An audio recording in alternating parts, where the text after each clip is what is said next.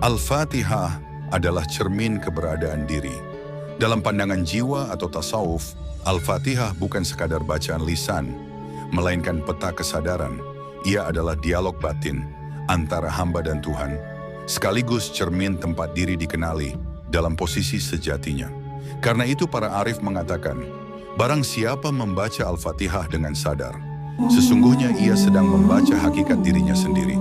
Bukan berarti manusia itu adalah Tuhan, tetapi karena diri adalah tempat tajallinya, yaitu penampakan kehendak dan sifat-sifat Tuhan itu sendiri.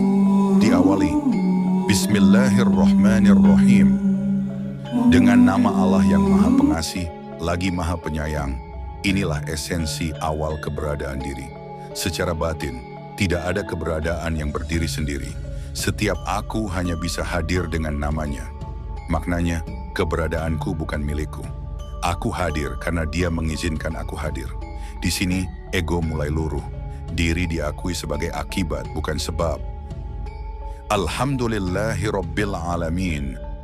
Segala puji bagi Allah, Tuhan seluruh alam. Esensi kesadaran sumber.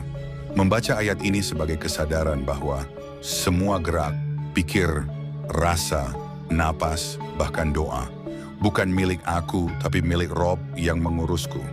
Maka, ketika aku memuji, sejatinya Dia yang memuji dirinya melalui lidahku. Di sini, diri tidak lagi mengklaim kebaikan. Ia kembali ke asal. Ar-Rahmanir-Rahim.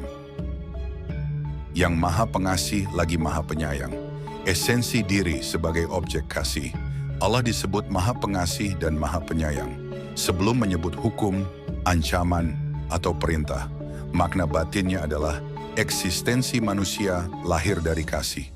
Bahkan kesalahan pun masih berada dalam lingkup rahmatnya.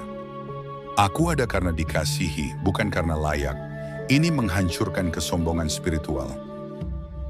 Maliki Yaumiddin, pemilik hari pembalasan, esensi dari kematian ego. Hari pembalasan bukan hanya nanti, tapi setiap saat ketika ego diadili oleh kesadaran. Maknanya, semua identitas palsu, nama, peran, jabatan, citra akan runtuh. Yang tersisa hanya kehambaan, kejujuran eksistensial. Iyyaka na'budu wa iyyaka nasta'in. Hanya kepadamu kami menyembah dan hanya kepadamu kami memohon pertolongan. Esensi titik balik kesadaran. Inilah poros Al-Fatihah. Di sini, diri berhenti menjadi pusat dan Tuhan menjadi orientasi. Makna batinnya yakni tidak ada lagi penyembahan pada ego, pikiran, ambisi, bahkan amal.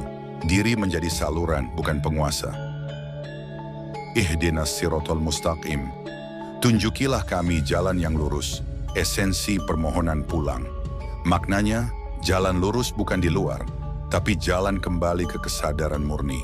Bukan menjadi sesuatu yang baru, melainkan kembali menjadi diri sejati, sebelum tertutup nafsu dan ilusi.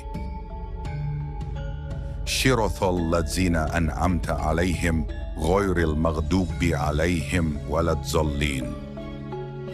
Jalan orang-orang yang Engkau beri nikmat, esensi dari identitas sejati diri.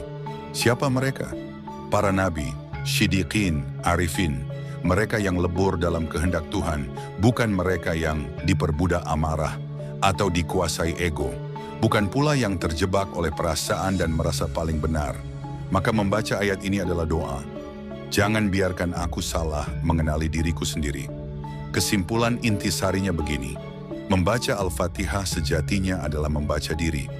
Dari mana aku berasal? Siapa aku sebenarnya? Kepada siapa aku kembali?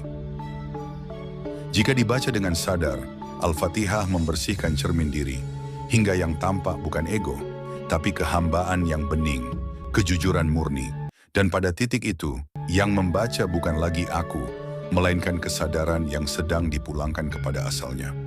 Entitas kekosongan diri, bahwa sejatinya yang ada adalah yang maha ada.